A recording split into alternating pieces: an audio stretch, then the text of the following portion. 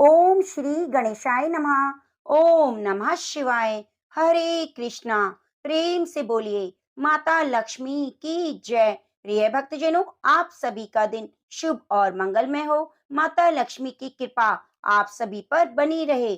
आज कार्तिक मास के शुक्ल पक्ष की नौमी तिथि है और इसे अक्षय नवमी, आंवला नवमी के नाम से भी जाना जाता है।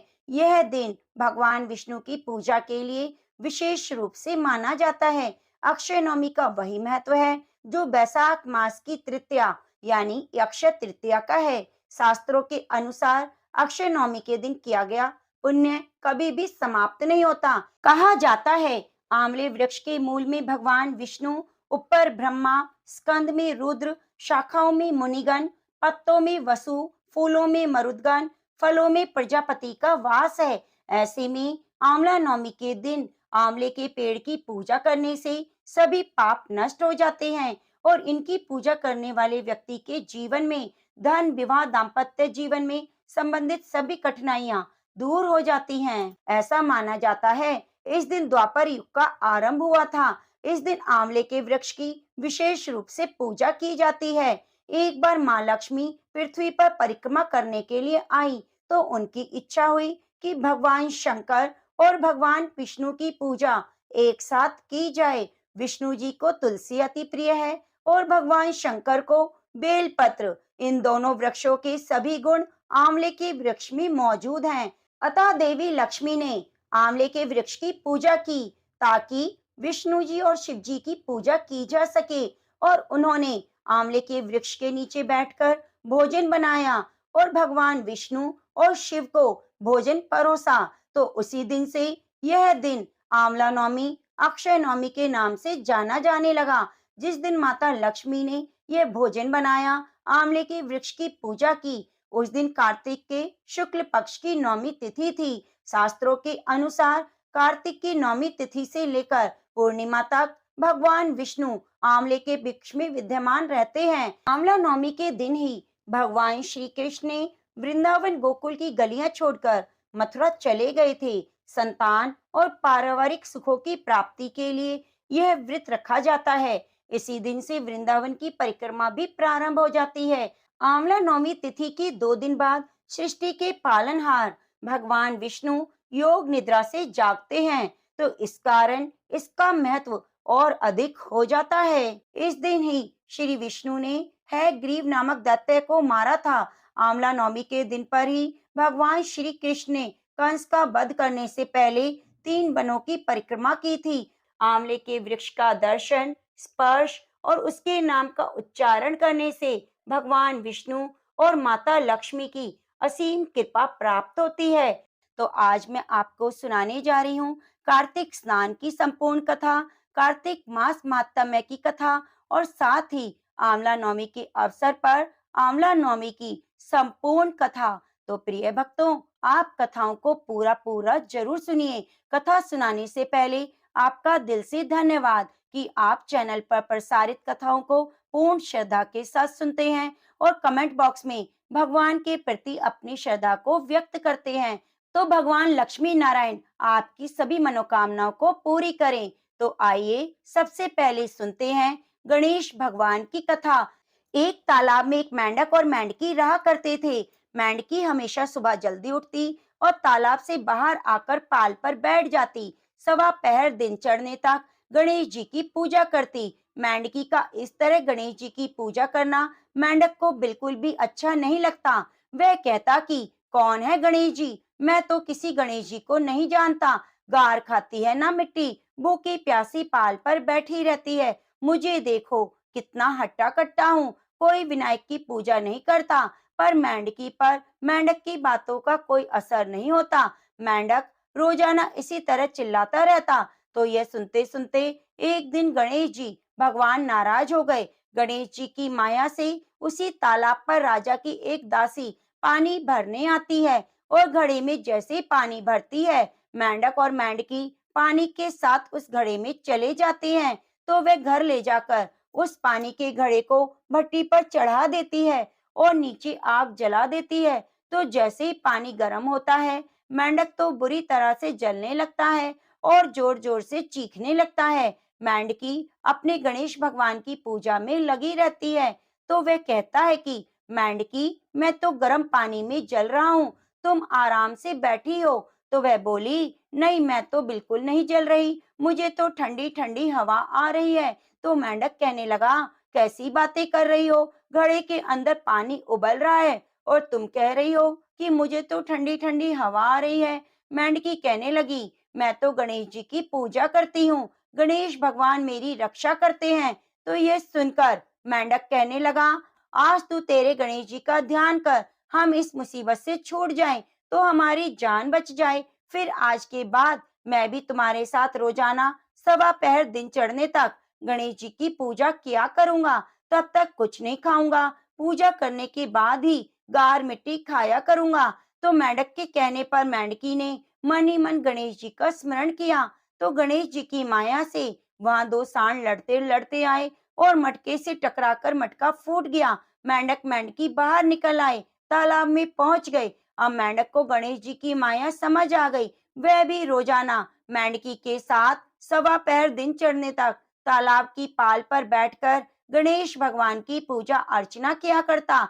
गणेश जी महाराज, जैसे आपने मेंढक मेंढकी की रक्षा करी, वैसे हमारी और हमारे परिवार की करना, सुख सौभाग्य समृद्धि देना। तो प्रेम से बोलिए, गणेश महाराज जी की जय। अब आइए सुनते हैं आंवला नवमी के अवसर पर भगवान विष्णु और माता लक्ष्मी की कथा। इसके बाद सुनेंगे सूर्य नारायण भगवान की कथा और आंवला नवमी की संपूर्ण पौराणिक कथा। तो आप कथा को पूरा पूरा जरूर सुनिए, बीच में अधूरा ना छोड़िएगा। भगवान के परम भक्त एक सेठानी की कहानी है यह। एक समय की बात है, एक नगर में एक सेठ और सेठानी रहा करते थे। उनके कोई संतान नहीं थी। सेठानी रोजाना भगवान श्री हरि विष्णु की पूजा करती। सेठ जी को उसकी पूजा करना बिल्कुल भी अच्छा नहीं लगता था। वे संतान ना होने की वजह से बहुत दुखी रहा करते।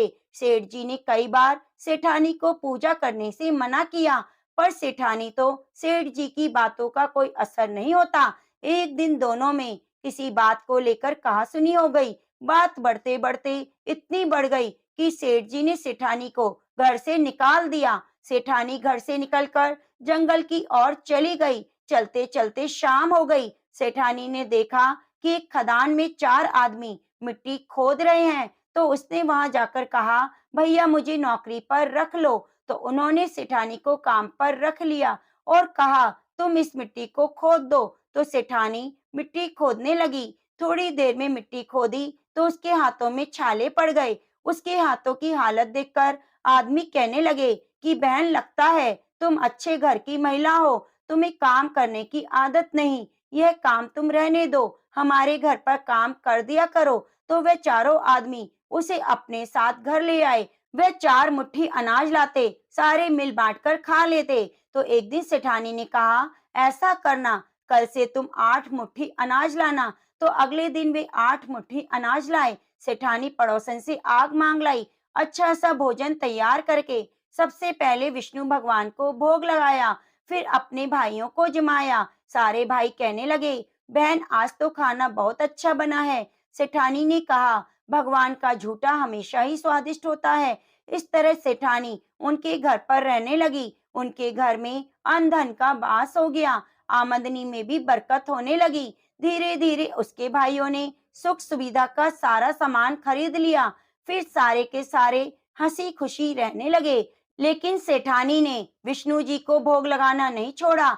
उधर सेठ जी सेठानी के बाद बहुत दुखी रहने लगे, क्योंकि उसके घर से जाते ही सारा अंधन नष्ट हो गया।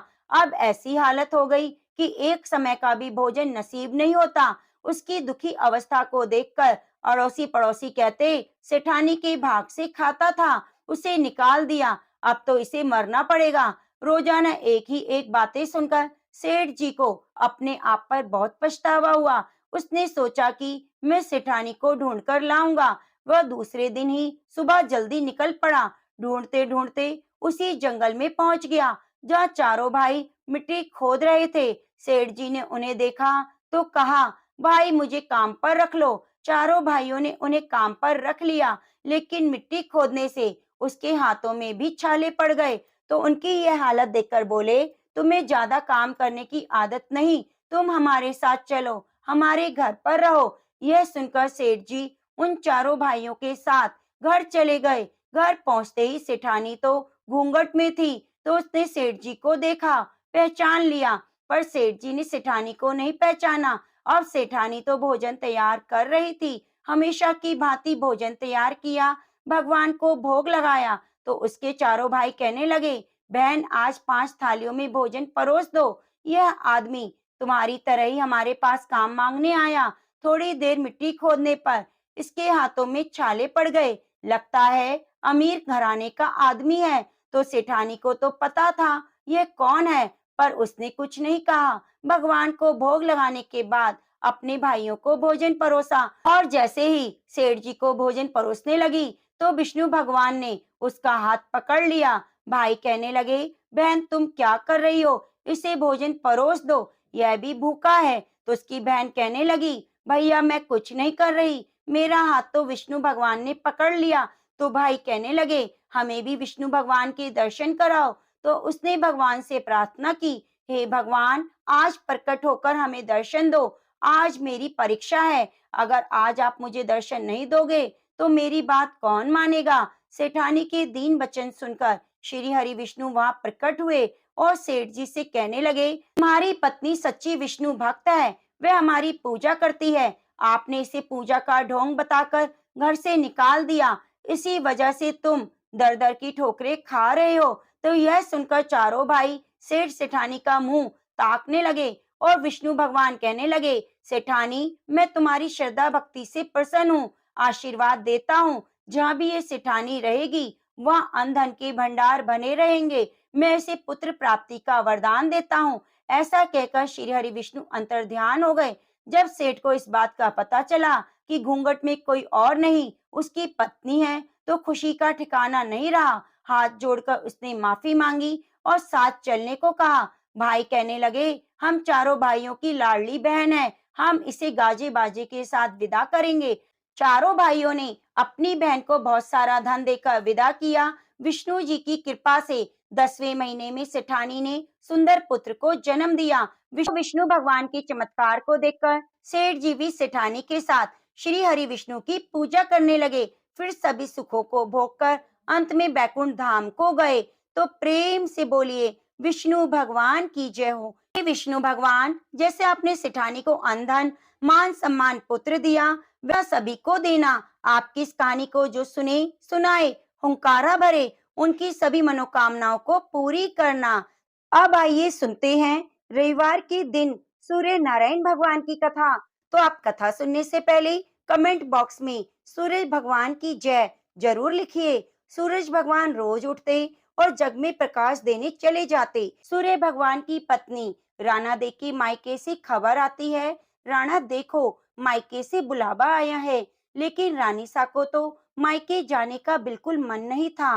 वे सूर्य भगवान से कहने लगी, मुझे मायके नहीं जाना, मेरा वहां पर मन नहीं लगता। सूर्य नारायण भगवान ने रानी को यह कहकर मायके भेज दिया कि तुम मायके जाओ, मैं तुम्हारे लिए अच्छी अच्छी वस्तुएं उपहार स्वरूप भेजूंगा।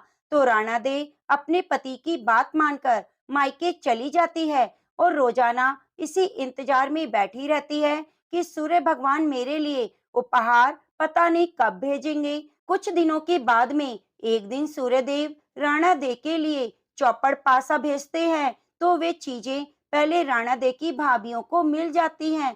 तो राणा दे की भाभियां मजाक करने के इरादे से चौपड़ पासे खिलौने सारा सामान निकाल लेती हैं और उसकी जगह पर कंकड़ पत्थर कांटे भर देती हैं और डिब्बे को वापस बंद कर देती हैं। फिर वह डिब्बा राणा दे को दे आती हैं, कहती हैं, ननद भाई सा देखो नंदोई जी ने क्या भेजा है। तो यह देखकर राणा दे बहुत खुश होती है और उतावली होकर जैसे ही डब्बे में हाथ डालती है तो उसके हाथ में कांटे चुभ जाते हैं। यह देखकर उसकी भाभियां हंसने लगती हैं। तो राणा दे इसे अपना अपमान समझती है और उसे गुस्सा आ जाता है। वह चुपचाप खड़ी होकर अंदर चली जाती है। कुछ दिनों के बाद में सूर्य नारायण राणा दे को लेने के लिए आते हैं। तो राणा डे सूर्य भगवान से बातचीत नहीं करती, सूर्यदेव सोचते हैं, पहले तो मायके आने का मन नहीं कर रहा था, अब लगता है जाने का मन नहीं कर रहा, इसलिए राणा दे उदास और चुपचाप है। सूर्य भगवान को इस बात की खबर नहीं थी कि उनका भेजा हुआ सामान उनकी भाभीियों ने बदल दिया, तो वे रानी को विदा करवाकर अपने साथ ले आते हैं। लेकिन यह क्या, राणा दे तो ससुराल आने के बाद भी वहां पर किसी से बात नहीं करती। तो एक दिन सूर्य नारायण ने अपनी माताजी से पूछा कि माताजी, राणा दे आपसे बातचीत क्यों नहीं करती?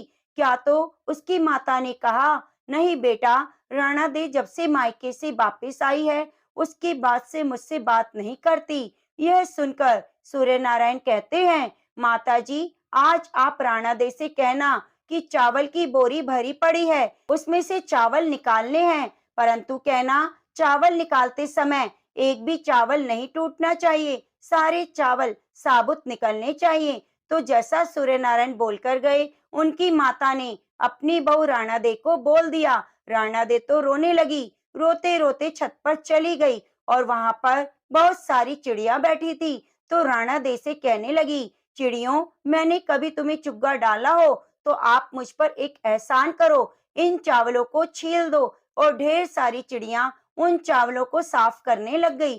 थोड़ी देर में सारे चावल साफ करके उड़ गई। यह देखकर राणा दे बहुत खुश हुई। सूर्य नारायण शाम को आए और पूछा, माताजी, राणा दे कुछ बोली क्या? तो माताजी ने कहा, नहीं बेटा, कुछ नहीं बोली। हैरानी की बात कि यह उन्होंने सारे चावल साफ कर दिए और एक भी चावल टूटने नहीं दिया। तो सूर्य नारायण सोचने लगे। तो अपनी माताजी की बात सुनकर सूर्य नारायण भी हैरान हो गए और सोचने लगे, राणा दे ने अकेले कैसे कर लिया? तो वे अपनी माता से कहने लगे, माताजी, आप ऐसा करना, सुबह राणा दे को बोलना कि 108 छेद वाली मटकी है, उनमें पानी भर दे। तो सुबह होते ही सूर्य नारायण ने जो बोला था, उसकी माता ने अपनी बहू राणा दे को बोल दिया कि 108 छेद वाली मटकियां हैं, उनमें पानी भर दो। राणा दे मटकी लेकर तालाब पर चली गई और वहां पहुंचकर रोने लगी और रोता रोता देखकर छोटी छोटी मेंढकी आई, उनसे पूछने लगी कि राणा दे, आप क्यों रो रही हैं? तो राणा दे बोली, सासू जी ने 108 छेद वाली मटकी में पानी भरने को बोला है, इसमें पानी कैसे टिकेगा? तो मेंढकियों ने कहने लगी, राणा दे, आप रोना बंद करो, चिंता मत करो, जितने छेद हैं उन पर हम चिपक जाएंगे और फिर आप आसानी से पानी भर लेना। फिर क्या था, राणा दे तो खुश हो गई और मेंढकियां छेद पर चिपक गई, बैठ गई। राणा दे ने सारी मटकियों में पानी भर लिया और छेद वाली मटकी में पानी देखकर सासू माँ बहुत हैरान हुई। जैसे ही सायंकाल में सूर्य नारायण आए तो उन्होंने अपनी माता से पूछा, राणा दे ने आज आपसे कुछ बोला क्या? माताजी ने कहा, नहीं बोली, आज तो उन्होंने गजब कर दिया, छेद वाली सारी मटकियों में पानी भर दिया। तो सूर्य नारायण सोचने लगे, राणा दे यह सब कुछ कैसे कर रही है और हमसे बोलना बंद क्यों कर दिया? अब तो इस बात का पता लगाना होगा। तो उन्होंने अपनी माताजी से कहा, माताजी, राणा दे को बोलना कल बाग में उनकी मौसी जी आई हैं, उन्होंने राणा दे को मिलने के लिए बुलाया है और उन्हें यह भी बता देना कि जिस तरफ चरमो बिखरे हैं उस तरफ जाना है। तो सुबह होते ही राणा जी को उसकी सासू माँ ने यही कह दिया जैसे सूर्य नारायण बोलकर गए थे। तो राणा दे तो तैयार होकर अपनी मौसी से मिलने चल पड़ी। सूर्य नारायण रास्ते में औरत का रूप बनाकर घूंघट निकालकर बैठ गए। जब राणा दे उस तरफ जाने लगी तो सूर्य नारायण औरत के रूप में बैठे थे, रोने लगे। राणा दे ने कहा, आप क्यों रो रहे हैं? आप पर कोई मुसीबत आ गई है क्या? तो उन्होंने राणा दे की बात का कोई जवाब नहीं दिया और लगातार रोते रहे। यह देखकर राणा दे कहने लगी, मेरे पर जो मुसीबत आई, अगर वह तुम पर आ जाए तो तुम क्या करोगी? सूर्य नारायण कहने लगे, आप पर क्या मुसीबत आई? तो राणा दे कहने लगी, मैं क्या बताऊं, मैं मायके नहीं जा रही थी, फिर भी गई। इन्होंने मुझे जबरदस्ती भेज दिया कि तुम चली जाओ, मैं तुम्हारे लिए अच्छी अच्छी वस्तुएं भेजूंगा। और इन्होंने डब्बे में मुझे कंकड़ पत्थर कांटे भेज दिए। मैं उन डिब्बों को देखकर बहुत खुश हुई और जैसे ही डब्बों में हाथ डाला तो मेरे हाथ में कांटे चुभ गए। मेरी सारी भाभियां मेरा मजाक बनाने लगी। थोड़े दिन बीते, मुझे वापस लेने आ गए। मैं ससुराल आ गई। इतना परेशान करने के बाद भी इनका पेट नहीं भरा। मुझे एक बोरी चावल साफ करने के लिए दे दिए और कहा, एक भी चावल टूटे ना। अब तुम बताओ, मैं एक दिन में पूरी बोरी कैसे चावल साफ करूं, वो भी बिना टूटे। उन चिड़ियों का भला हो जिन्होंने मेरी मदद की, सारे चावल साफ कर दिए और यह भी नहीं पूछा कि राणा दे, तुमने चावल कैसे निकाले। इन्हें तो बस परेशान करना था। दूसरे दिन 108 छेद वाली मटकियों में पानी भरने के लिए बोल दिया। अब बताओ, छेद वाली मटकी में कभी पानी ठहरता है क्या? भला हो उन मेंढकियों का जो बेचारी छेद पर चिपक गई और मैंने पानी भर दिया। ये कहते कहते राणा दे जोर जोर से रोने लगी। इतना सुनते ही सूर्य नारायण ने राणा दे का हाथ पकड़ा और अपने असली स्वरूप में आ गए। सूर्य नारायण भगवान बोले, राणा दे चुप हो जाओ। मैंने तो डिब्बों में चौपड़ पासा, आटी डोरा मिठाइयाँ और अच्छी अच्छी वस्तुएं भेजी थी। आपकी भाभीियों ने मजाक किया होगा। मैंने ऐसा कुछ नहीं किया।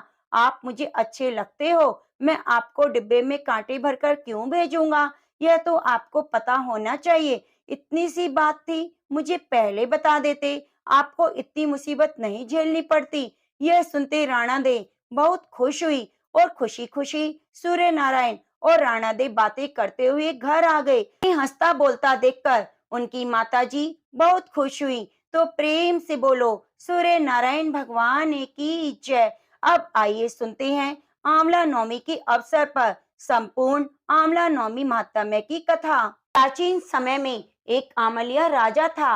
वह रोज एक मन सोने के आंवले दान करता, उसके बाद ही भोजन करता। एक बार उसके बहू बेटे सोचने लगे, अगर ये रोज इसी तरह दान करता रहा तो एक दिन सारा धन समाप्त हो जाएगा।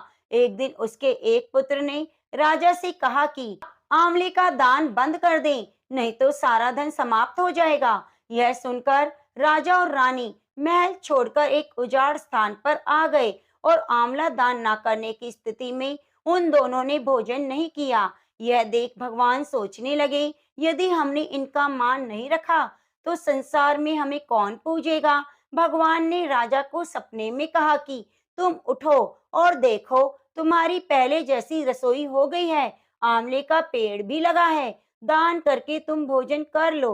राजा ने उठकर देखा तो पहले जैसा राजपाट हो गया और सोने के आंवले का वृक्ष भी लगा है। यह देख राजा रानी दोनों ने 1.25 मन सोने के आंवले तोड़े और उनका दान करके फिर भोजन किया। दूसरी ओर राजा के बेटे बहू से अन्नपूर्णा का वैर हो गया। यह देख आसपास के लोगों ने उनसे कहा कि पास ही के जंगल में एक आंवलिया राजा है, तुम उनके पास चले जाओ, वह तुम्हारा कष्ट दूर कर देंगे। बहू बेटे राजा के पास सहायता के लिए पहुंचे और रानी ने उन दोनों को पहचान लिया। रानी ने राजा से कहा, इनसे हम काम लेंगे, लेकिन काम कम कराएंगे पर मजदूरी ज्यादा दे देंगे। एक दिन रानी ने बहू से कहा, मेरा सिर धो दो। बहू सिर धोने लगी और उसकी आंख से आंसू निकलकर रानी की पीठ पर गिर गए। रानी ने कहा कि मेरी पीठ पर आंसू क्यों गिरा, मुझे इसका कारण बताओ।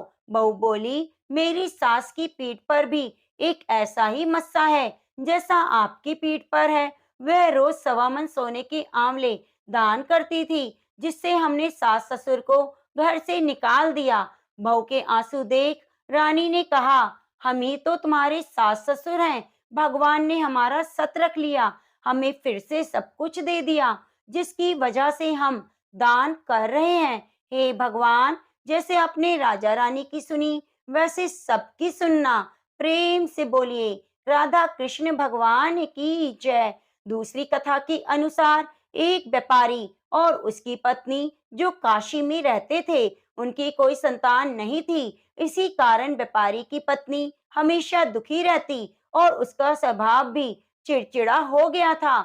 एक दिन उसे किसी ने कहा कि अगर वह संतान चाहती है तो किसी जीवित बच्चे की बलि भैरव बाबा के सामने दे दे, इससे उसको संतान की प्राप्ति होगी। उसने यह बात अपने पति से कही, लेकिन पति को यह बात फूटी आंख भी नहीं बहाई। पर व्यापारी की पत्नी को संतान की प्राप्ति की चाह ने इस तरह बांध दिया था कि उसने अच्छे बुरे की समझ को भी त्याग दिया। एक दिन एक बच्चे की बलि भैरव बाबा के सामने दे दी, जिसके परिणाम स्वरूप उसे कई रोग हो गए। अपनी पत्नी की यह हालत देख व्यापारी बहुत दुखी था। उसने इसका कारण पूछा, तब उसकी पत्नी ने बताया कि उसने एक बच्चे की बलि दी थी, उसी के कारण ऐसा हुआ है। यह सुनकर व्यापारी को बहुत गुस्सा आया और उसने अपनी पत्नी को बहुत मारा। बाद में उसने अपनी पत्नी की दशा पर दया आ गई। उसने उसे सलाह दी कि वह अपने इस पाप की मुक्ति के लिए गंगा में स्नान करे और सच्चे मन से प्रार्थना करे। व्यापारी की पत्नी ने वही किया। कई दिनों तक गंगा स्नान किया और तट पर पूरी श्रद्धा के साथ पूजा की। इससे प्रसन्न होकर माता गंगा ने एक बूढ़ी औरत के रूप में व्यापारी की पत्नी को दर्शन दिए और कहा कि उसके शरीर के सारे विकार दूर करने के लिए वह कार्तिक मास के शुक्ल पक्ष की नवमी के दिन वृंदावन में आंवले का व्रत रख उसकी पूजा करे तो उसके सभी कष्ट दूर हो जाएंगे। व्यापारी की पत्नी ने बड़े विधि विधान के साथ पूजा की और उसके शरीर के सभी कष्ट दूर हो गए। उसे सुंदर शरीर की प्राप्ति हुई, साथ ही पुत्र रतन भी प्राप्त हुआ। तभी से महिलाएं संतान प्राप्ति की इच्छा से आंवला नवमी का व्रत रखती हैं और आंवले के वृक्ष की पूजा करती हैं। तो प्रेम से बोलिए माता लक्ष्मी की जय। अब आंवला नवमी की तीसरी कथा को सुनते हैं। एक कथा के अनुसार एक बार जगत गुरु आदि शंकराचार्य जी भिक्षा मांगने एक कुटिया के सामने रुके। वहां एक बूढ़ी औरत रहती थी जो अत्यंत गरीब और दयनीय स्थिति में थी। शंकराचार्य जी की आवाज सुनकर वह बूढ़ी औरत बाहर आई। उसके हाथ में एक सूखा आंवला था। वह बोली, महात्मा, मेरे पास इस सूखे आंवले के सिवा कुछ नहीं जो आपको भिक्षा में दूं। शंकराचार्य जी को उसकी स्थिति पर दया आई। उन्होंने उसी समय उसकी मदद करने का प्रण लिया। उन्होंने अपनी आंखें बंद की और मंत्र रूपी 22 श्लोक बोले। ये 22 श्लोक कनकधारा स्तोत्र के श्लोक थे। इससे प्रसन्न होकर माता लक्ष्मी ने दर्शन दिया और कहा कि शंकराचार्य जी, इस औरत ने अपने पूर्व जन्म में कोई वस्तु दान नहीं की। यह अत्यंत कंजूस थी और मजबूरी बस कभी किसी को कुछ देना ही पड़ जाए तो ये बुरे मन से दान करती। इसलिए इस जन्म में इसकी यह हालत हुई है। ये अपने कर्मों का फल भोग रही है, इसलिए मैं इसकी कोई सहायता नहीं कर सकती। शंकराचार्य जी ने देवी लक्ष्मी की बात सुनकर कहा, हे महालक्ष्मी, इसने पूर्व जन्म में अवश्य दान धर्म नहीं किया है, लेकिन इस जन्म में इसने पूर्ण श्रद्धा से मुझे सूखा आंवला भेंट किया है। इसके घर में कुछ नहीं होते हुए भी इसने यह मुझे सौंपा है। इस समय इसके पास यही सबसे बड़ी पूंजी है। क्या इतना भेंट करना पर्याप्त नहीं? शंकराचार्य जी की इस बात से देवी लक्ष्मी प्रसन्न हुई। उसी समय उन्होंने गरीब महिला की कुटिया में स्वर्ण के आंवलों की वर्षा कर दी। तो प्रेम से बोलिए लक्ष्मी नारायण भगवान की जय। अब आइए सुनते हैं कीड़ी नगरी की कहानी। इस कहानी को कार्तिक और वैशाख के महीने में सुनने का नियम लिया जाता है। आपकी जितनी श्रद्धा हो, 7 दिन, 21 दिन, सवा महीने या सवा साल इस कथा को सुनकर इसका उद्यापन किया जाता है। ऐसा करने से भगवान श्री हरि विष्णु का आशीर्वाद मिलता है और हमारे घर में धन धान्य में बरकत होती है। विष्णु भगवान की जय हो। एक समय की बात है, एक गांव में एक बूढ़ी माई रहती थी। उसके 2 बेटे और 2 बहुएं थीं। बूढ़ी माई भगवान विष्णु की परम भक्त थी। वह अपना समय दान धर्म पुण्य कर्मों में लगाती, परंतु वह बूढ़ी माई कभी भी मंदिर और सत्संग में नहीं जाती, ना ही तीर्थ स्थानों पर जाती। एक बार गांव में भागवत कथा हो रही थी, तो उसके बड़े बेटे ने कहा, माँ, आप सारा दिन घर में रहती हो, मंदिर में भागवत कथा हो रही है, आप भी वहां जाकर भागवत कथा सुनकर इसका पुण्य प्राप्त करो। तो बूढ़ी माई ने अपने बेटे का मन रखने के लिए कह दिया, बेटा, आज मैं जरूर जाऊंगी। परंतु वह नहीं गई। शाम को बेटे ने पूछा तो बोली कि बेटा, आज तो समय नहीं था, कल जाऊंगी। ऐसा करते करते 6 दिन निकल गए। 7वें दिन उसके बेटे ने कहा, माँ आज कथा का अंतिम दिन है, आज तो कथा सुनने चले जाना। तो उसकी माँ ने कहा, ठीक है बेटा, चली जाऊंगी। तो बूढ़ी माई घर के कामों में लगी रही। घर का सारा काम निपटा कर बूढ़ी माई ने इतनी देर कर दी कि अंतिम दिन की भागवत कथा भी समाप्त हो गई। पर वह बूढ़ी माई घर से मंदिर के लिए चल पड़ी थी। उधर मंदिर से भगवान श्री हरि विष्णु एक बूढ़े सन्यासी का रूप धारण करके बूढ़ी माई के मार्ग में आकर खड़े हो गए और बुढ़िया माई को देखकर कहने लगे, माई तुम अब कहाँ जा रही हो? बूढ़ी माई ने कहा, भागवत कथा सुनने जा रही हूँ। तो सन्यासी रूपधारी भगवान श्री हरि विष्णु ने कहा, अब इतनी देर से क्यों जा रही हो? वहां तो कथा समाप्त भी हो गई, अब तुम वहां जाकर क्या करोगी? बूढ़ी माई ने कहा, अब जब घर से निकली हूँ तो मंदिर तो जाकर ही आऊंगी, वरना शाम को अपने बेटे को क्या जवाब दूंगी। तो विष्णु भगवान कहने लगे, वहां पर तो कथा समाप्त हो गई है और सारे भक्तजन भी अपने घर चले गए, तुम वहां जाकर क्या करोगी? मंदिर बंद हो गया है। तो बूढ़ी माई कहने लगी, कुछ नहीं तो वहां से एक ईंट उठा लाऊंगी, सोच लूंगी कि यही विष्णु जी का आशीर्वाद है। तो सन्यासी का रूप धारण किए भगवान हरि बोले, तुम वहां से मिट्टी की ईंट लाओगी और उसके बदले में अगर मैं तुम्हें एक सोने की ईंट दे दूं। तो बूढ़ी माई ने कहा, ठीक है, तुम सोने की ईंट दे दोगे, मैं मंदिर जाकर क्या करूंगी? तो उसने भगवान से सोने की ईंट ली और अपने घर की तरफ वापस चल पड़ी। अब घर के बाहर खड़ी होकर बूढ़ी माई विचार करने लगी कि अगर मैं इस ईंट को घर लेकर जाऊंगी तो बेटे बहू झगड़ा करेंगे, अब मुझे इसका क्या करना चाहिए? इस तरह सोचते सोचते बूढ़ी माई ने सोने की ईंट को आंगन के बाहर ही जमीन में गाड़ दिया। उस ईंट को लाने के बाद बूढ़ी माई का तो कभी पूजा पाठ में ध्यान नहीं लगता, ना कोई काम में ध्यान लगता। जब भी खाने पीने बैठती तो ईंट की तरफ ध्यान चला जाता, तो सब कुछ छोड़ छाड़ कर बस उस ईंट की निगरानी में बैठी रहती।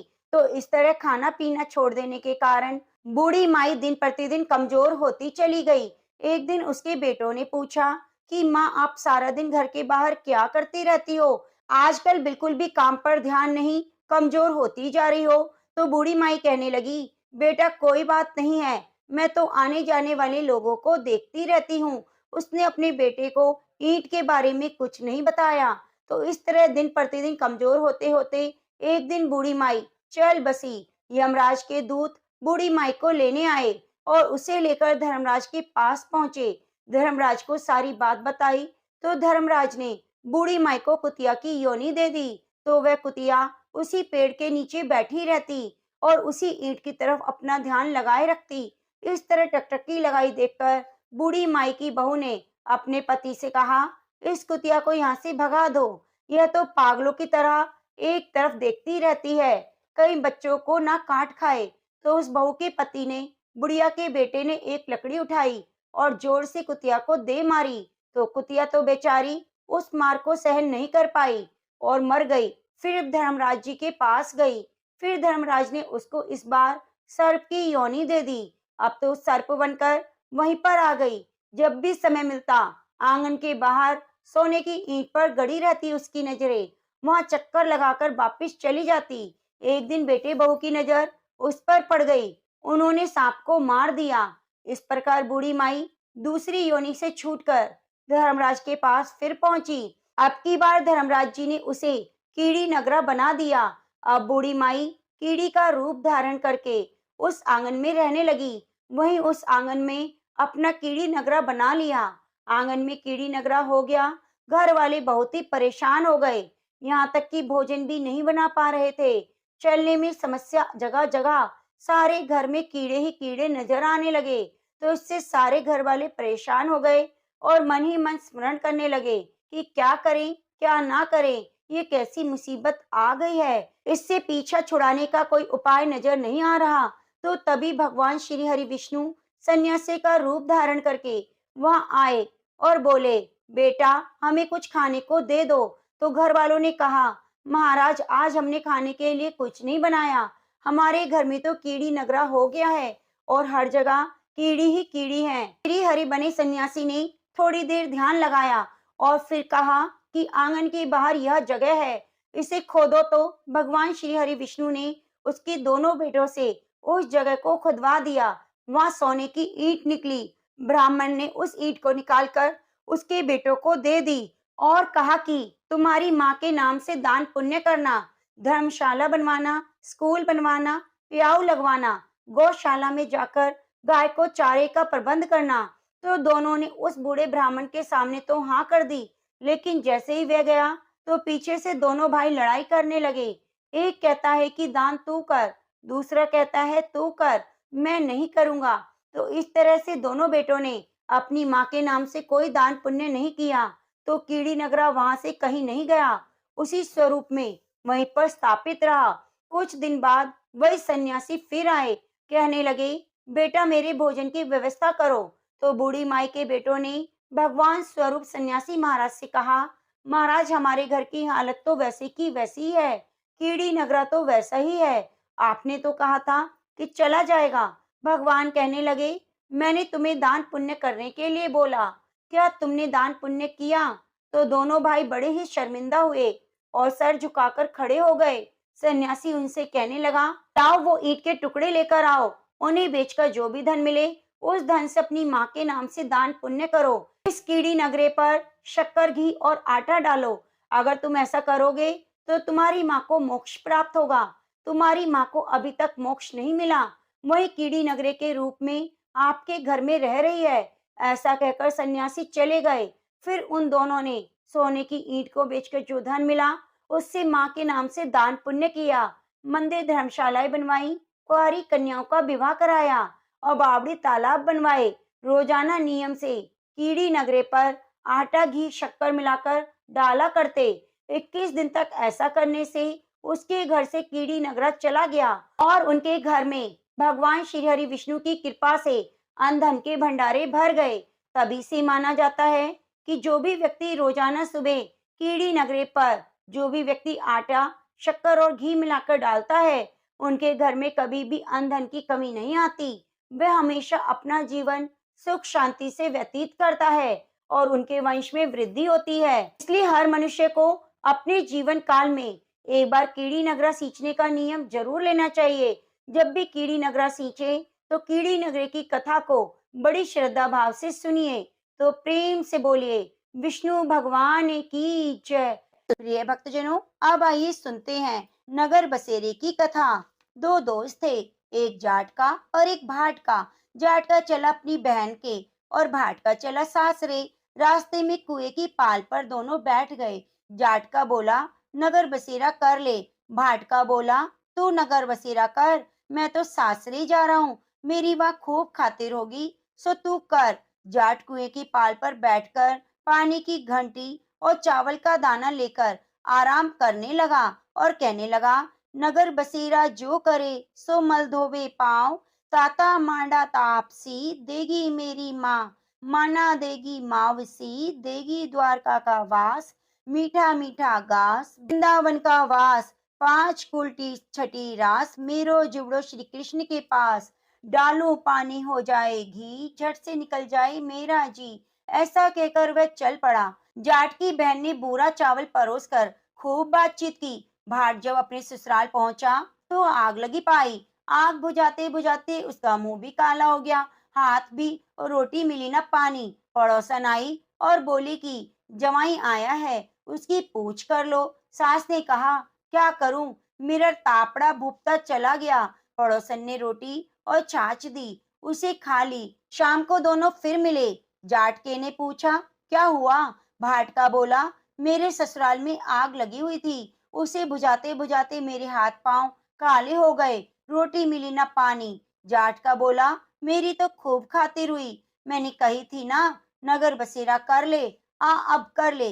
भाट का बोला, मैं अभी नहीं करूंगा, तेरी मावसी है, पता नहीं रोटी देगी या नहीं देगी, मेरी तो माँ है, दही की छुंचली चूरमा की पेड़ी धरी पावेगी। भाट ने नहीं किया, परंतु जाटके ने नगर बसेरा किया। नगर बसेरा जो करे सो मल धोवे पाँव, टाटा माड़ा तापसी देगी मेरी माँ, माँ देना मावसी देगा द्वारका का वासी, मीठा मीठा घास वृंदावन का वास, पांच कुलटी छठी रास मेरो जुबड़ श्री कृष्ण के पास, डालू पानी हो जाए घी, झट से निकल जाए मेरा जी, करके चल पड़ा। जाट जब घर पहुंचा तो उसकी मावसी ने खूब लाड प्यार किया। भाट जब घर पहुंचा तो उसकी भैंस खो गई। बाप एक लाठी धरे, एक उठावे, बोला कि ससुराल गया तो वहां आग लगा दी, यहाँ आया तो भैंस खो दी, ले भैंस खोज कर ला, तभी रोटी पानी मिलेगी। भाट भैंस को सारा दिन ढूंढता रहा, परंतु भैंस नहीं मिली। बाजार में फिर दोनों मिले तो जाट ने पूछा, क्या खबर है? भाट बोला, मेरे घर पहुंचते ही भैंस खो गई, उसी दिन से ढूंढ रहा हूँ, रोटी का ठिकाना नहीं। जाट बोला, मैंने तो कहा था ना, नगर बसेरा कर ले। भाट का बोला, तेरे नगर बसेरे में इतना गुण है तो अब कर लेता हूँ। दोनों नगर बसेरा करने लगे। नगर बसेरा जो करे सो मल धोवे पाँव, टाटा माड़ा तापसी देगी मेरी माँ, माँ देना मावसी द्वारका का नाथ, मीठा मीठा घास वृंदावन का बास, पांच उल्टी छठी रास मेरो जीव श्री कृष्ण के पास, डालू पानी हो जाए घी, झट से निकल जाए मेरा जी। ऐसा कहकर दोनों आगे चल दिए। थोड़ी दूर जाने पर भाट को अपनी भैंस मिल गई, लेकर घर आया। माँ ने कहा, लड़के को घर घुसते ही निकाल दिया, सारा दिन हो गया भूखा मरता, उसकी खूब अच्छी तरह जमाया। ससुराल में गया तो बोले, जमाई साहब बहुत दिनों में आए, कैसे हमारी बेटी को लेने के लिए? तो बोला, जब तो आया था जब आग लग रही थी। बोली कि आग लगाते क्यों आए हो? बेटी लेने आए हो, बेटी ले जाओ। खूब ले दे के विदा की। तो सारी नगरी में ढिंडोरा पिटवा दिया कि सब कोई कार्तिक मास में पीहर सासरे आते जाते नगर बसेरा जरूर करे। प्रेम से बोलिए, तुलसी शालिग्राम भगवान की जय हो, कार्तिक मास की जय हो। एक समय की बात है, किसी गांव में एक साहूकार रहता था।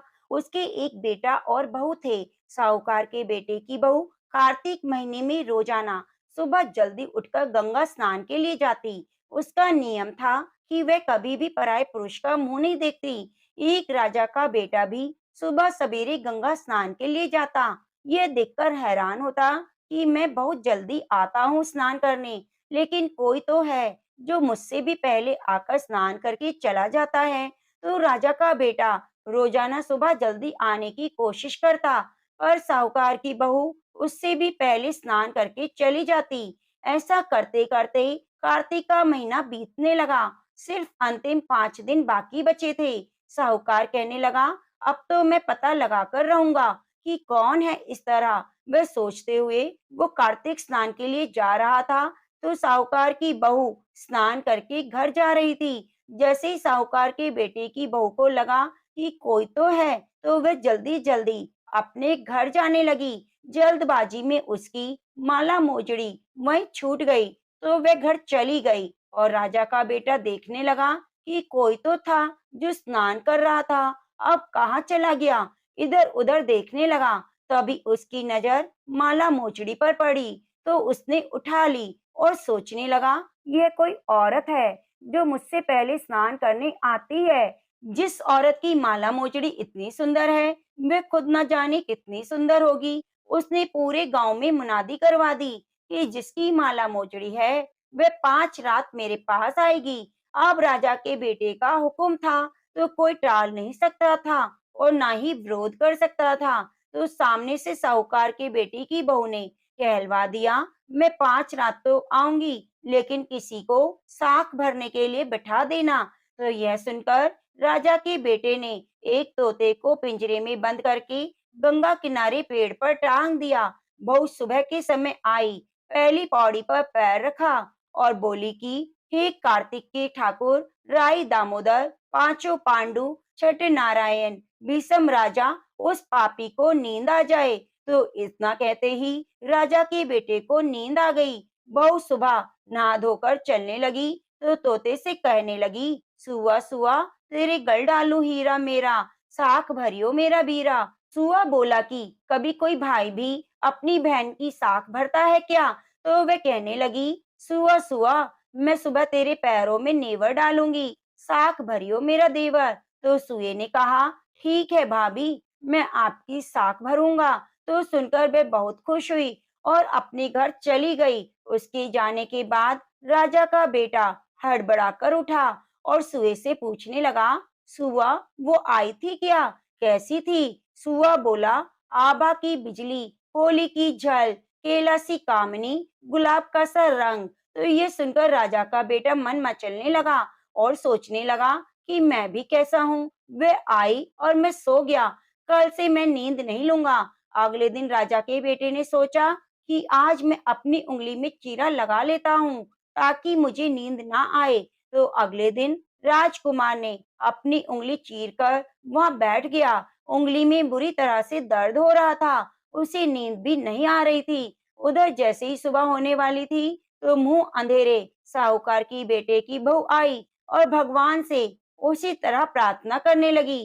कहने लगी कि हे कार्तिक के ठाकुर, राई दामोदर, पांचों पांडु, छठे नारायण, भीकम राजा, उस पापी को नींद आ जाए। तो राजा के बेटे को नींद आ गई और साहूकार के बेटे की बहू ने स्नान किया और जाते समय तोते के पास आई और कहने लगी, सुआ सुआ, तुम मेरी साख भरी हो, मैं तुम्हारे पैरों में नेवर डालूंगी। तो सुए ने कहा, ठीक है भाभी। तो ये सुनकर वह घर चली गई। उसके जाते ही राजा का बेटा नींद से जागकर बैठ गया। तो उसने तोते से पूछा, सुआ सुआ, वह आई थी क्या? सुए ने कहा, हाँ आई थी। तो राजकुमार सोचने लगा, मुझे क्या हो गया है? जब वो आती है मुझे नींद आ जाती है। आज मैं बिना बिस्तर के बैठूंगा, सारी रात बैठे बैठे बिताऊंगा। इस तरह तीसरे दिन साहूकार के बेटे की बहू स्नान करने आई और फिर भगवान से प्रार्थना की और राजकुमार को नींद आ गई। जब वह नहाकर जाने लगी तो वह आंख बंद करके चली गई। राजकुमार जब उठा तो वह जा चुकी थी। तो राजकुमार फिर से सोच में पड़ गया। वह सोचने लगा, आज मैं अंगीठी जलाकर बैठूंगा जिससे मुझे नींद ना आए। तो फिर वह रात को अंगीठी रखकर बैठ गया। साहूकार की बहू आई और वह भगवान से प्रार्थना करने लगी, भगवान आपने 3 रातें तो निकाल दी, अब चौथे दिन भी मेरी रक्षा करना। साहूकार के बेटे को नींद आ गई और साहूकार की बहू स्नान करके चली गई। तो आंख खुलते ही उसने देखा सुबह हो गई, वहां कोई नहीं था। वह सोचने लगा, आज की रात मैं बिल्कुल नहीं सोऊंगा। आज मैं अपनी आंखों में मिर्ची डालकर बैठूंगा ताकि मुझे नींद ना आए। तो साहूकार की बहू फिर आई। उसने भगवान से उसी तरह प्रार्थना की कि भगवान आज मेरा चौथा दिन है, आज भी मेरी लाज रखना।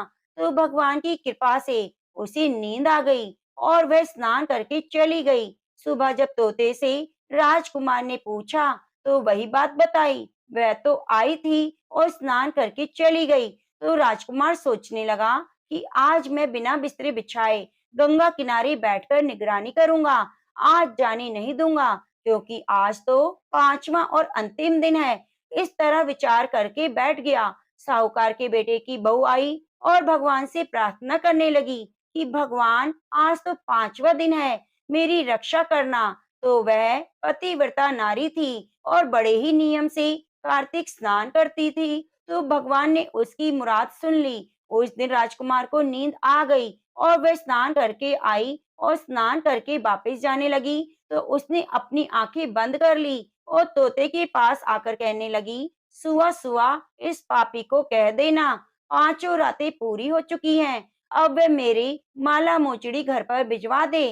तो सुबह राजकुमार की आंख खुली। उसने तोते से पूछा, क्या वह आई थी? तो तोते ने कहा, हाँ आई थी और एक बात कह कर गई है। उसने कहा है, 5 रात पूरी हो गई, अब मेरी माला मोचड़ी भिजवा दो। यह सुनकर राजकुमार सोचने लगा, वह तो सच्ची थी, तभी तो भगवान ने उसका सत रखा। फिर राजकुमार भी अपने घर चला गया। कुछ समय के बाद में राजकुमार को कोढ़ हो गया और कोढ़ की वजह से राजकुमार का शरीर बुरी तरह से जलने लगा।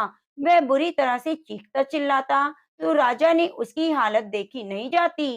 राजकुमार के एक बेटा था। जब भी किसी को वैद्य को बुलाते तो उसका इलाज करवाने की कोशिश करते तो रोग उतना ही ज्यादा बढ़ जाता। यह देखकर वैद्य ने कहा, राजन, इसकी बीमारी हमारी समझ में नहीं आती, आप किसी अच्छे पंडित से पूछिए। तो राजा ने पंडितों को बुलाकर पूछा कि मेरे बेटे का शरीर क्यों जल रहा है। जैसे ही मैं इसका इलाज कराने की कोशिश करता हूँ, यह और ज्यादा जलने लगता है। बताओ इसका क्या कारण है? तो पंडितों ने देखकर बताया कि आपके बेटे ने पतिव्रता नारी पर बुरी नजर डाली है। उसी की वजह से इसकी यह हालत हो गई। इस रोग से यह पीड़ित हुआ है। तो राजा ने कहा कि आप इसका कारण जानते हैं, तो निवारण भी जानते होंगे। कृपया बताइए बेटे के ठीक होने का उपाय। तो पंडितों ने कहा, अगर ये साहूकार की बहू को धर्म की बहन बनाए और रोज उसके नहाए हुए जल से स्नान करे, तो ये ठीक हो जाएगा। तो राजा साहूकार की बहू की माला लेकर साहूकार के घर गया और बोला, यह माला आपकी पुत्र वधू की है, मैं इसे लौटाने आया हूँ। आप इस माला को रख लीजिए और मुझ पर एक बहुत बड़ा एहसान कीजिए कि आपकी बहू जब स्नान करे तो उसके स्नान किए हुए पानी से मेरे बेटे को नहला देना। तो साहूकार कहने लगा, मेरी बहू किसी पराये पुरुष का मुंह नहीं देखती, तो तुम तो नहलाने की बात कर रहे हो। राजा ने सारी बात साहूकार को बताई कि मेरे बेटे ने किस तरह आपकी बहू पर बुरी नजर डाली थी और उसी की वजह से आज कोढ़ से पीड़ित है, तिल तिल करके मर रहा है। यही उपाय है जिससे मेरा बेटा बच जाएगा। अगर आप यह कर सकते हैं तो आपका बड़ा उपकार होगा। इस तरह राजा दीन विनती करने लगा। तो साहूकार कहने लगा, आपके बेटे को स्नान करने के लिए आगे नाली के बिठा देना। जब मेरी बहू स्नान करेगी तो नीचे नाली से पानी उसके ऊपर गिर जाएगा, जिससे वह स्नान कर लेगा। राजा को बहुत अजीब लगा, पर क्या कर सकता है। राजकुमार ने ऐसा ही किया, तो सजा तो उसे मिलनी ही थी। जैसा साहूकार ने कहा था वैसा राजा ने किया। स्नान घर के आगे नाली के ऊपर बेटे को बिठा दिया। जैसे ऊपर स्नान घर में साहूकार के बेटे की बहू स्नान करती, तो पानी राजकुमार के ऊपर आकर गिरता। उसके सारे पाप नष्ट हो गए और शरीर चंदन सा हो गया। तो उसके ठीक होते ही साहूकार के बेटे की बहू से माफी मांगी और कहा, आज से तुम मेरी बहन हो, मैं तुम्हारा भाई हूँ। मेरे पिछले सारे अपराध क्षमा करो। आज से मैं दोबारा ऐसी गलती नहीं करूंगा, किसी के साथ नहीं करूंगा। इस तरह कार्तिक स्नान करने से भगवान श्री हरि ने साहूकार की पुत्र वधू की रक्षा करी। पंच देवता, जैसे आपने साहूकार के बेटे की बहू का सत रखा, वैसे सभी का रखना। जो भी पतिव्रता नारी कार्तिक स्नान करे, पति धर्म के नियमों का पालन करे, उसके सुहाग और सौभाग्य की हमेशा रक्षा करना। जय हो पंच देवता। ऊनो नहाई पड़वा नहाई, पांच रतन पंच तीरथ, पंच भीकम नहाई। एक टका मेरी गांठ में सुनियो, रघुराई आधे का लाई आंवला, आधे की राई, राई दामोदर सांवला। जिसने सृष्टि रचाई, राजा के घर उतरी, उतरी बन आई। राजा लाया ब्याह के, रानी बन आई। चार चक्कर चार मकर, चार दिए की लौ। मैं तुझसे पूछूं श्री कृष्ण जी, कब निस्तारा होए। जब आएगा कार्तिक का महीना, तब निस्तारा होए। तो प्रेम से बोलिए, कार्तिक के राई दामोदर भगवान की जय। नमो नमो तुलसी महारानी, नमो नमो हर की पटरानी। नमो नमो तुलसी महारानी, नमो नमो हर की पटरानी। प्रेम से बोलिए, तुलसी शालिग्राम भगवान की जय। एक कन्या थी। जब वह थोड़ी बड़ी हुई, उसको समझ आने लगा, तब से वह तुलसी माता की पूजा करने लगी। उसके प्रतिदिन का नियम था कि तुलसी माता जी की पूजा करने के बाद ही खाना खाती। जब वह कन्या शादी के लायक हुई, तब उसके माता पिता ने उसकी शादी करवा दी। कन्या को उसके माता पिता ने दहेज में एक तुलसी का गमला दिया। ससुराल में वह प्रतिदिन सवेरे उठती, पूजा करती, उसके बाद ही खाना खाती। उसकी दो जेठानियां थी, वे दोनों उसका मजाक उड़ाती कि बड़ी नियम धर्म वाली बनती है। उन दोनों को उससे बहुत ईर्ष्या होती, इसलिए वे दोनों तुलसी जी का गमला छुपा देती। वह कन्या बड़ी मुश्किल से गमला ढूंढ कर लाती और अच्छे से पूजा करती, फिर खाना खाती। वह गमला ढूंढ कर लाती तो एक दिन उसकी जेठानियों ने क्या किया कि गमला ही दूर फेंक दिया। कन्या ने खूब ढूंढा, पर उसे गमला नहीं मिला। वह बहुत परेशान हुई। उस दिन तो खाने में उसने कुछ भी नहीं खाया, क्योंकि उसका नियम था कि जब तक वह तुलसी माता की पूजा नहीं करेगी, वह कुछ नहीं खाएगी। उस कन्या की सच्ची भक्ति देखकर तुलसी माता उससे बहुत प्रसन्न हो गई और कमरे में तुलसी माता का गमला प्रकट हो गया। अगले दिन सुबह जब उठी तो क्या देखती है, उसकी खाट के चारों कोनों पर तुलसी माता का गमला आ गया है। यह देखकर वह बहुत प्रसन्न हो गई। अब मेरी तुलसी माता को कोई चुरा नहीं सकेगा। पूजन करने के लिए भी कहीं जाना नहीं पड़ेगा। कोई मेरी तुलसी माता को फेंकेगा भी नहीं। वह तो जल्दी से उठकर स्नान करती और तुलसी माता का पूजन कर लेती। जब वह खाना खाने बैठी तो उसकी जिठानियां मजाक करने लगी। लो देवरानी जी का नियम धर्म पूरा हो गया। उससे पूछती है, तुलसी जी की पूजा कर ली क्या? देवरानी बोली, हाँ कर ली। जेठानिया बोली, कहाँ से करी? गमला तो फेंक दिया। देवरानी कहती है, देख लो मेरे कमरे में खाट पर तुलसा जी लगी है। जेठानिया बहुत शर्मिंदा हुई और बोली कि देवरानी तेरी भक्ति सच्ची है, हमने तुझे बहुत परेशान किया, हमें माफ कर दो। देवरानी उन्हें माफ कर देती है। हम भी तुलसी माता से प्रार्थना करते हैं, हे तुलसी माता, जैसी कृपा आपने देवरानी पर करी वैसे सभी पर करना। तो प्रेम से बोलिए तुलसी माता की जय। भक्तजनों, अब आइए सुनते हैं लपसी तपसी की कथा। यह कथा हमें हर कथा कहानी में जरूर सुननी चाहिए। एक लपसी था, एक तपसी था। तपसी तो भगवान की तपस्या करता। लपसी रोजाना सवा सेर का हलवा बनाकर भगवान को भोग लगाकर राली हिलाकर जीम लेता। एक दिन दोनों में झगड़ा हो गया। तपसी बोला मैं बड़ा, तपसी बोला मैं बड़ा, क्योंकि मैं भगवान की तपस्या करता हूँ। नारद जी बोले तुम्हारा फैसला मैं करूंगा। दूसरे दिन तपसी नहाकर आने लगा तो नारद जी ने 1.25 करोड़ का मुंदड़ा तपसी के आगे गिरा दिया। उसने आंखें खोलकर देखा तो मुंदड़ा पड़ा हुआ था। उसने उठाकर पैर के नीचे दबा लिया और तपस्या करने लगा। उधर लपसी ने 1.25 सेर का हलवा बनाकर भगवान को भोग लगाकर राली हिलाकर चीम लिया। इतने में नारद जी आए, दोनों को अपने पास बिठाया। दोनों पूछने लगे, बताओ नारद जी कौन बड़ा? नारद जी ने तपसी से कहा, अपना पाँव हटाओ। पाँव हटाते ही मुंदड़ा निकला। तब नारद जी बोले, तुमने इसे चुराया,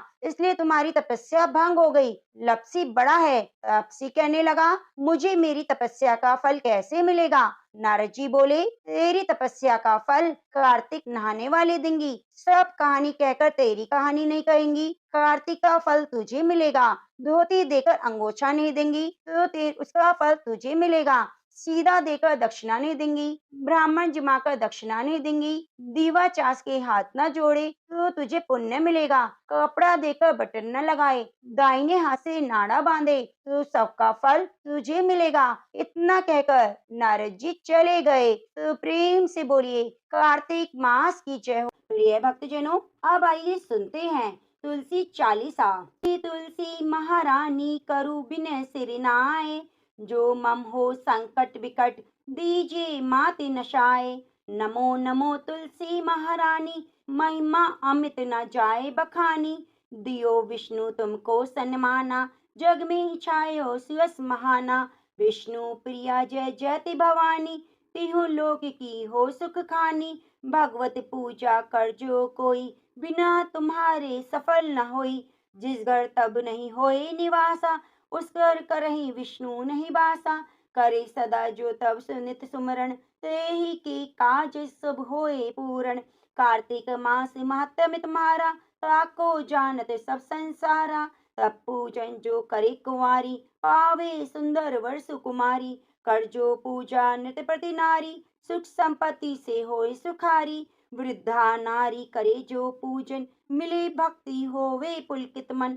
श्रद्धा से पूजे जो कोई, भवनिधि से तर जावे सोई। भागवती यज्ञ करावे, तुम बिन नहीं सफलता पावे।